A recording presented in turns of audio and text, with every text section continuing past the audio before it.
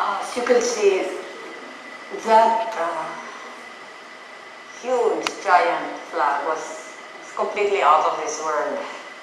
So it was as tall as this pole and as big as from there to there, and we had it coming in from the back all the way the side, all the way up to the stage, where we had a choir of 200 voices.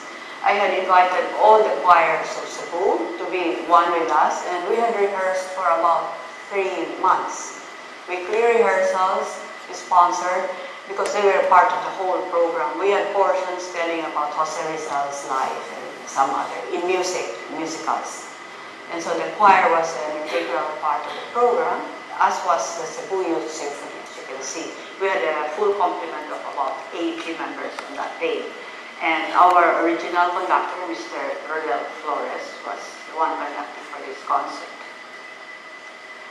So our next portion, our next little excerpt, will show the Cebu Youth Symphony in an encore. Because I also wanted to choose something that was quite complete for you to feel the spirit of how these youth were performing. You have to remember that I chose the ages of about 12 to 14 from where I chose the scholars, because I said if I choose them very young, 7 or 8, it would take them so long to be able to perform quite creditably. But if I choose students and scholars from ages 12 to 14, when they are first year or second year high school, I will have them for at least 3 years, be able to train them intensively and have a good chance of getting good musicians. And those who are really, really interested and talented enough and disciplined enough, we could go on and sponsor for them to go on and have a music career. And by the way, before, as soon as we started the program, I approached 5 universities in Cebu and explained what I was trying to do. That I was trying to develop the youth so that Cebu would have its own orchestra. So I asked the universities if they would be willing to partner with us and grant some of our scholars academic scholarships in their own chosen fields. So if they wanted to take up accounting, become a teacher, or dentistry and architecture, and all the 5 universities right away agreed and became our partners. So I wanted to tell the scholars that in case we don't succeed economically as an orchestra or as musicians, I want all of you to be able to have a second career and to be able to make a good livelihood, but still keep music on the side. So that's what we had. We had many of our students graduating with other degrees. So we had all kinds. We even had an aeronautic engineer.